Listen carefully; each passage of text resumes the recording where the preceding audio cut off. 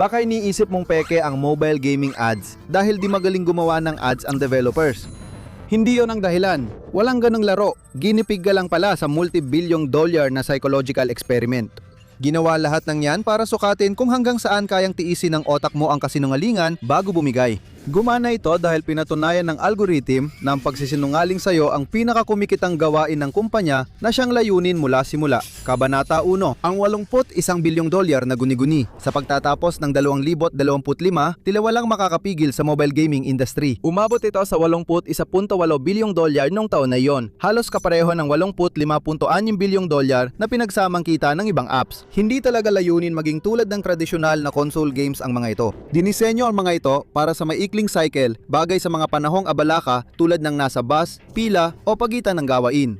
Kapag nandun ka na, hindi tumatagal sa iisang laro lang dahil ang tunay na sandata ng mobile gaming ay hindi gameplay kundi pag-aanunsyo.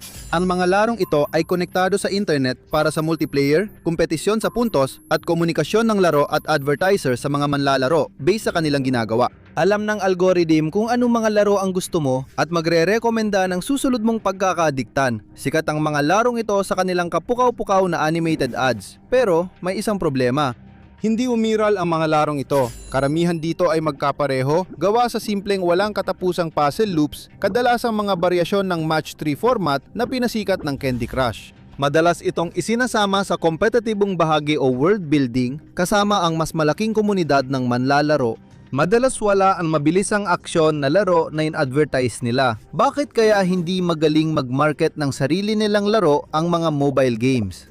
Sa totoo lang, hindi sila ganoon. Ginagawa lang nila ang eksaktong gusto nilang gawin. Ang mga mapanlinlang na ads na ito ay hindi dinisenyo ng mga lalaking nakasuit na nagpipitch ng susunod na malaking advertising campaign. Dinisenyo ang mga ito ng mga high-frequency algorithm na may isang trabaho lang, makakuha ng click-throughs at gawin ito sa kahit anong paraan na kinakailangan. Kapag mas maganda ang performance na mapanlinlang na ads, kahit kaunti lang, doon mapupunta ang buong advertising budget at natatabunan ang tapat na ads. Laganap at otomatikong kumakalat ang kasinungalingan at kahit maraming reklamo, walang magbabago hanggat mas mataas ng kaunti ang click-through rate. Sobrang alam ng makina ang mga instinct natin. Pero paano tayo nakarating dito? Kabanata 2, ang 99 sentimong libingan, nagsimulang sumikat ang mobile gaming nung huling bahagi ng 2000 sa unang bahagi ng dekada 2010 nang naging laganap ang mga smartphone. Dati, limitado lang ang mobile gaming sa mga simpleng built-in games gaya ng Snake. Nang dumating ang mga App Store, nagbago lahat. Direkta nang nado-download ng tao ang buong laro sa telepono, madalas may daan-daang antas agad. Kung ikukumpara sa console, mas mura ang mga larong yon. Marami ay 99 cents lang, kaya agad naging madaling ma-access ng milyon-milyon. Nagdulot ito ng malaking tagumpay. Malaking tagumpay ang bagong panahon ng paglalaro at namukod tangi ang ilang laro. Pinangunahan ng Cut the Rope ang mga physics-based puzzle game. Pero wala yon kumpara sa laro na Angry Birds na naging isang sensasyon at kalaunan ay nagkaroon pa ng serye ng mga pelikula bukod sa maraming spin-off. Pero may iba pang paraan ng malaking kita sa laro. Ang Smurf Village ng Capcom at Top Pet Hotel ng Pocket Gem ang nag-umpisa ng microtransaction model. Pwedeng magbayad ang users ng ilang dolyar para sa special na benepisyo gaya ng consumable power-ups o pag-skip ng level. Makalipas ang ilang panahon, mas malaki na ang kinikita ng mga larong ito sa in-app purchases kaysa sa mismong pagbili ng laro. Dahil madaling maka-addict ang laro, naging madali para sa mga tao na gumastos agad at ipagpaliban ang pag-iisip. Kaya tinanggal nila ang middleman. Nagulat ang lahat ng i-anunsyo ng Angry Birds 2 at Cut the Rope 2 na libre ng laruin ng laro. Pero kadalasan kapag libre ang isang bagay, ikaw ang produkto. Ang pinakamahalagang bagay para sa isang laro ay ang mapasok ka sa laro at tuksuin kang gumastos ng pera. Focus na ngayon ang pagpapanatili ng mga tao sa laro para sa tuloy-tuloy na kita, hindi na lang magandang disenyo, isang click lang ang kailangan. Ang pangunahing sukatan ngayon sa video game ay ang CPI o Cost Per Install. Ito ang nakapirming halagang binabayaran ng advertiser sa publisher kapag may user na nag-install ng laro mula sa ad. Hindi tulad ng cost per action o CPA, kung saan ang bayad ay nakadepende sa mas malalalim na aksyon tulad ng pagbili o pag-sign up, ang CPI ay binabayaran agad kapag naganap ang pag-install. Ibig sabihin, isang click lang bayad na agad ang publisher. Pabor ang modelong ito sa mga ad campaign na sa tingin pa lang ay nahihikayat na ang user na kumilos agad kahit hindi mahalaga ang tagal ng pananatili. Ang focus ay mula sa pagbebenta ng laro papunta sa pagbebenta ng ideya nito. Ang mga sumunod na ad campaign, hindi lang nag-clickbait, in-hack na rin ang otak ng tao. Kabanata 3, ang Sigarnik Trap. Maaring may bahagi ng lohika ng disenyo ng clickbait hellscape sa mobile gaming na nag-ugat sa Gestalt psychology. Nagsimula ito nang mapansin ng Soviet psychologist na si Bluma Zagarinik ang isang psikolohikal na phenomenon habang nasa restauran. Napansin niyang ang waiter niya ay nahihirapang maalala ang mga detalye ng mga order na natapos na, ngunit wala siyang problema sa pag-alala ng mga ito habang abala ang kainan. Gumawa siya ng mga eksperimento at napag-alaman na mas natatandaan ng tao ang mga hindi pa natatapos na gawain kaysa sa mga natapos na. Ginamit ang pananaliksik na ito bilang suporta sa recess sa paaralan na nagpapakita na ang maiikling pahinga sa gitna ng aralin ay hindi nakakaapekto sa momentum ng pagkatuto at nakakatulong pa sa pag-alala. Nakikita rin ito sa disenyo ng software. Madala, may progress prompt ang onboarding para ipaalam sa user kung gaano na lang ang natitirang hakbang. Nagdadagdag ito ng gamification kaya hinahabol ng mga user ang 100% at mas malamang silang manatiling nakatutok hanggang matapos. Pero tulad ng iba, pwede itong gamitin sa mabuti o masama. Napansin mo ba na karamihan ng mobile ad ay may karakter na laging pumapalpak? Ang may-ari ng bahay ay humila ng mga pin para makuha ang ginto sa attic, pero aksidenteng napakawala niya ang kumukulong lava. Bukod sa kakaibang disenyo ng bahay, taliwas din ito sa dating paraan ng pag-advertise ng board game kung saan laging batang nananalo at nagdiriwang ang ending. Madalas negatibo ang ending ng mga patalastas para ikaw ang maghanap ng solusyon. Ang ganitong patalastas ay may psikolohikal na epekto, kaya mas naengganyo ang nanonood na i-click ang ad para maglaro. Una, dahil sa Zagaric effect, mas madaling tandaan ang laro kapag hindi natapos ng maayos. Pangalawa, naiisip ng nanonood, kaya ko yan. Iniisip nila na mas magaling sila kaysa sa manlalaro na nagkamali sa simula na madalas ay halata. Nagkakaroon ang manonood ng matinding udyok na itama ang mali at dun sila nahuhulog. Yun lang ang kailangan. Pagsapit ng 2020, nagbago na ang merkado. Ang karamihan ng mga game app ay libre ng laruin at halos lahat ay may microtransactions. Ang pagsasama ng algorithm na sumusubaybay sa aktibidad ng user at paggamit ng mga mapanlinlang na taktika sa marketing ay nagresulta sa pagdagsa ng mga ganitong laro sa social media. Halos lahat ay gumagamit ng magkatulad na taktika. Sa mga komento ng mga post na yon, maraming nagrereklamo na wala raw talaga ang mga puzzle sa laro at tinatawag itong panloloko. Malinaw ang manipulasyon dito na parang dapat illegal ito. Sa ilang panahon, halos ganoon na rin. Kabanata 4, ang lusot sa batas ng 2020 sa Estados Unidos, mas maluwag ang mga batas sa pag-aanunsyo kaysa ibang bansa at mahirap patunayan ang panlilinlang sa korte. Pero ang mga mobile na laro ay gumagana sa pandaigdigang merkado at ang isang malaking desisyon sa ibang bansa ay maaari pa ring magpilit sa mga kumpanya na baguhin ang kanilang direksyon. Ang Advertising Standards Authority ng UK o ASA ang responsable sa pagbabantay ng mga patalastas sa isa sa pinakamalalaking merkado sa mundo. Mas maigpit ang ahensya sa mapanlinlang na anunsyo para sa mga bata. Noong 2020, nagpataw sila ng mahigpit na aksyon. Nakatutok ito sa Playtrix, isa sa pinakamalalaking mobile game designer sa mundo na nasa Ireland. Ang mga larong iyon, Homescapes at Gardenscapes, ay nagpakita ng mga detalyadong patalastas kung saan ang mga pangunahing tauhan ay nakikipaglaban sa mga patibong na nakamamatay at gumaganap ng mga masalimuot ng bahagay ng kwento. Sa realidad, parehong karaniwang match 3 games lang ang mga ito na nagbibigay puntos para sa pagpapaganda ng bahay o harden. Parehong open-ended ang dalawang laro, kaya pwedeng maglaro ng walang katapusan at gumasto sa microtransactions, pero wala talagang kahit anong masalimuot na gameplay na ipinakita sa mga patalastas. Sabi ng ASA, lumabag ito sa batas. Ang 2020 desisyon ay tumuon sa dalawang mapanlinlang na patalastas at inutusan ang kumpanya na itigil ang pagpapalabas ng mga iyon. Pero ito ay parang babala para sa buong industriya. Lalong naging palaasa ang mobile game market sa mga clickbait na patalastas na hindi naman talaga kahawig ng mga larong ibinebenta nila. Kung mawala iyon, kailangan ng mga designer gumawa ng bagong marketing model, baguhin ang laro o ipaubaya sa mga abogadong malalaki ang bayad ang paghahanap ng legal na butas. Pinili nila ang ikatlong opsyon at naging matagumpay. Ang desisyon ng ASA noong 2020 ay tila wakas ng kasalukuyang modelo ng pagmamarket ng laro, pero sa totoo, ito'y gabay lang sa pandaraya. Ayon sa ASA, kapag hindi tugma ang gameplay sa patalasta sa totoong laro, hindi ito maaring gamitin. Pero ang mahalaga, hindi nito tinukoy kung gaano karaming bahagi ng laro ang dapat may ganong gameplay. Kaya maraming laro ang ginawa lang ang minimum na kailangan para legal na sumunod sa ASA. Ang makukulay na laro mula sa patalastas ay nagiging maiikling minigames na nalalaro mo lang sa ilang kaso kada ika-50 level. Dagdag lang itong pagsusumikapan ng user sa bawat match 3 level at microtransaction. Nagpatuloy ang laro ng panlilinlang at dito bumuhos ang tagumpay sa pananalapi. Kabanata 5, ang makina ng arbitrage.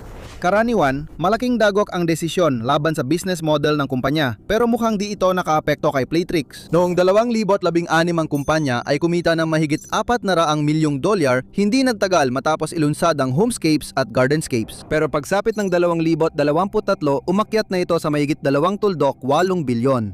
Naging hari ng sektor ng freemium sa mobile games ang kumpanya, karamihan ng tagumpay ay dahil sa mapanlilang na gameplay ad. Nang matutunan nila kung paano iwasan ang desisyon ng ESA, patuloy ang pag-angat nila at nagsilabasan ang mga gumaya. Magic Tavern, isa pang gaming company, nagkaroon din ng mga katulad na matagumpay na laro. Madalas tuksoy ng mga laro ang manlalaro gamit ang larawan ng mga kaawa-awang babaeng nangangailangan ng makeover o matutuluyan at hinihikayat silang tumulong. Taktika rin ito ng mga laro kung saan ginagamit ang kwento ng pekeng naghihirap na tao para kalabitin ang damdamin. Kahit maraming user ang nainis at nadamang niloloko sila, epektibo pa rin ang modelong ito dahil ang mahalaga ay iisang numero lang. Maligayang pagdating sa komplikadong mundo ng user acquisition arbitrage. Dito mahalaga ang cost per install. Ang goal ay kumita ng mas malaki kaysa sa ginastos para makuha ang customer. Dahil hindi tiyak ang kita mula sa bawat kliyente, lalo na sa free-to-play na laro, kailangan ng kumpanya ng mabilis at murang paraan ng pagkuha ng user. Dahil dito, nauwi ito sa pababaan ng kalidad sa paggawa ng clickbait na patalastas na lumilika ng pakiramdam ng pagkaapurahan sa mga manonood at naging epektibo ito. Ang kasalukuyang modelo ng mga patalastas sa mobile na laro ay tinawag ng mapanlinlang at minsan pa nga ay talagang panlilinlang, pero hindi mo masasabi na ito ay hindi naging matagumpay. Nalong lumaki ang agwat sa pagitan ng kasalukuyang mga free-to-play na laro na gumagamit ng clickbait na patalastas at ng mga kilalang RPG at puzzle games na tapat na ipinapakita ang kanilang gameplay. Ang huli ay may CPI na mga $5 hanggang $10 kada user na layong mapanatili sila ng matagal para tuloy-tuloy ang pag-invest. Ang match 3 games gaya ng Homescapes ay may mas mataas na CPI, karaniwang $2 hanggang $5 kada customer para lang makapasok sa laro. Ang mga larong ito ay humaharap sa matinding hamon sa pagpapanatili ng mga manlalaro pero maaaring hindi naman ito mahalaga. Ang sikreto ng mobile games industry ay hindi nila ibinebenta ang laro sa'yo, kundi ikaw ang ibinebenta nila sa advertisers. Maraming tao ang kumokonekta sa mga larong yon sa pamamagitan ng isang network, madalas gamit ang Google o Facebook account. At ibig sabihin nito, kapag nag-sign in ka sa iyong unang laro, hawak na ng kumpanya ang iyong data at sila, pati ang kanilang mga advertising partner ay sisiguraduhin na makakatanggap ka pa ng mas maraming ads na katulad nito na gumagamit ng parehong mga taktika para tuksuin kang mapasok sa panibagong spiral. Pero kadalasan, hindi naman ito gumagana. Ang napakalaking karamihan sa mga nagda-download ng isa sa mga larong yon ang umalis agad pag nakita nilang hindi ito tugma sa hype. Alam ng tao na kasinungalingan pero gumagana pa rin ang sistema. Bakit kaya?